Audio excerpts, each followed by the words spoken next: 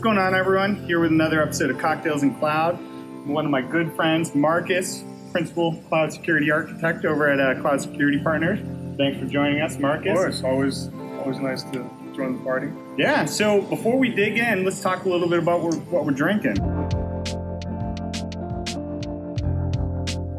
So what I'm having, it's a pretty hot summer day. I pre-batched an Espresso Martini, super easy. We got a lot of people out here today, so wanted something we could grab from the fridge, pour, cool off, get a little caffeine.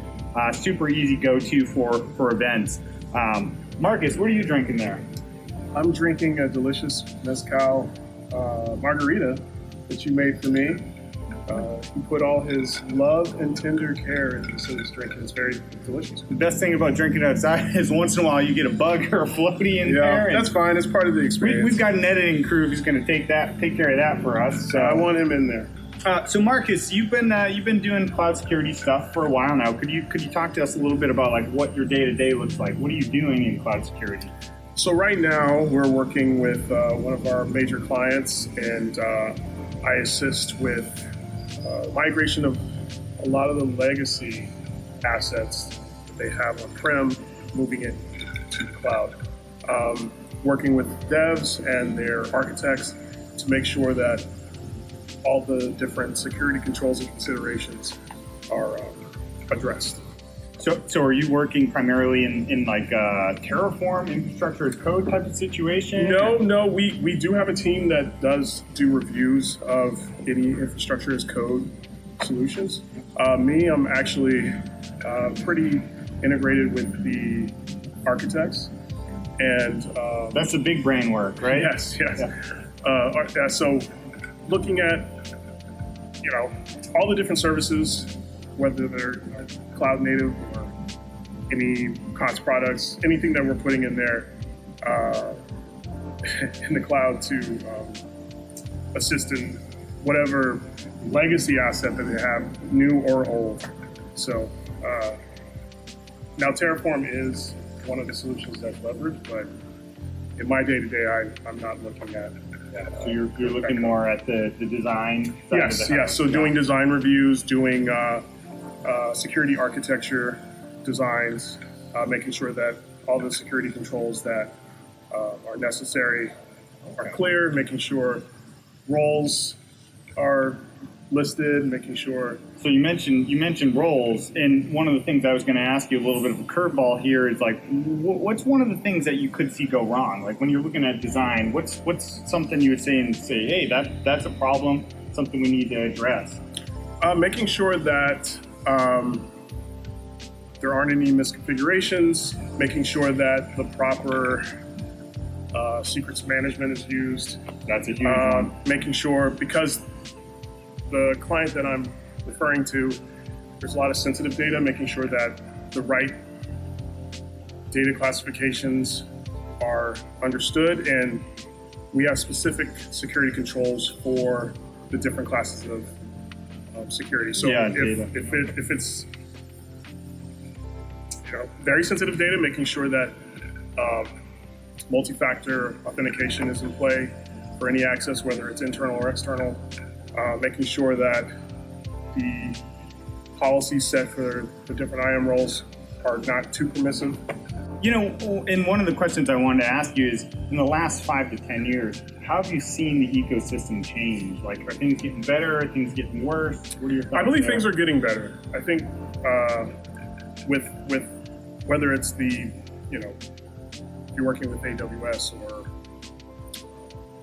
Azure or even with Google Cloud, I think that a lot of the solutions that they've rolled out to help and assist architects have improved. I believe the consideration of security and making sure that we mitigate any vulnerabilities, that is more, people are more mindful of that. Whether it's a developer who's developing an application that's going into that infrastrucstructure, or working with an architect who's building out the pieces for that application. I think they're more mindful of security considerations. So it makes my job a little bit easier when I'm collaborating with these folks. Yeah, that's definitely something I've observed too. Yeah. You know, it's a lot of awareness nowadays, and then secure by default. So Yes. you made the switch from application security, right? So you used to do a lot of code review, pen testing. Do you miss that? First of all, do you miss doing that stuff? You know what? Sometimes I do, but one of the great things that a lot of the folks here at CSP do, we still have our hand in some aspects of application security. Having that application security hat definitely helps me when I'm on the CloudSec side, especially when working with architects, or developers and engineers. Yeah.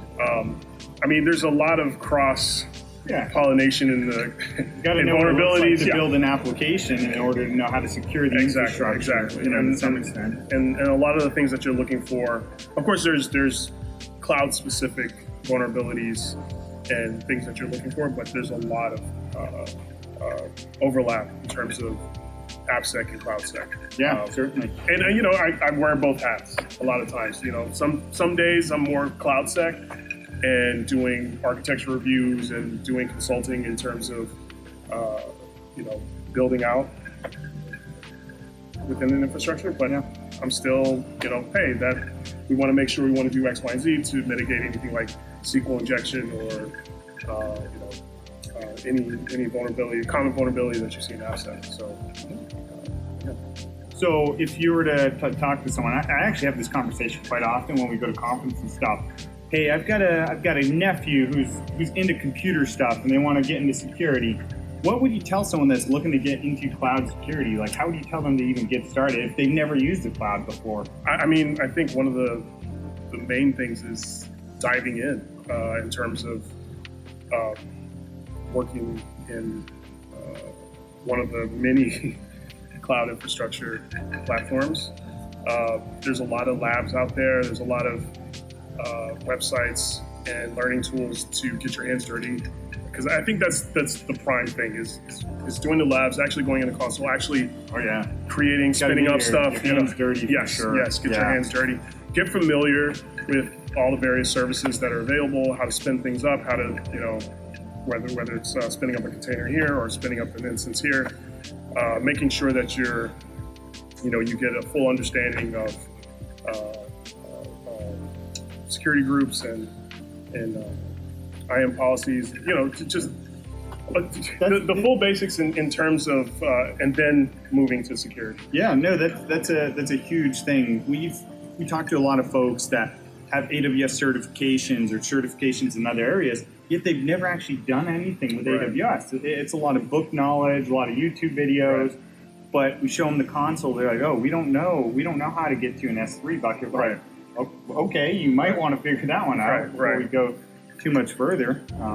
So yeah, get your hands dirty. You don't need a certification. Just get in there, build something, have some fun with it. Yes. One of the places I recommend is GitHub, where I used to work. They do a college education pack. So any college student can show proof they're a college student, get access to GitHub Professional for free, get access to a suite of learning materials, tutorials. More importantly, though, credentials, or I guess credits is the right term, for AWS, for Azure. So they can go out and they can use this stuff for free. So if you're in college, or even high school, you don't need to be paying for this stuff. There's no excuse not to get your hands dirty. When I first got into cloud, I used Cloud Guru. I don't think they exist anymore. I think they were acquired, but that was a good resource. They were acquired by Pluralsight. Oh, Pluralsight. Yeah, Okay, so and they still do exist, but yeah. Okay, so it is paid now. Yep. I believe. Yeah, it is. But it was a good resource for me, and their labs were very hands-on, very clear, direct, and I really appreciated that in my journey through cloud and getting to CloudSec. So I don't want to tie you up all day. We got a lot of things going on here tonight. One of the last questions I want to ask you, though, okay? What's your go-to wedding cocktail? Oh, that's a great. I'm a Negroni man. Oh yeah, man, with taste. Now we're talking. I love a good Negroni.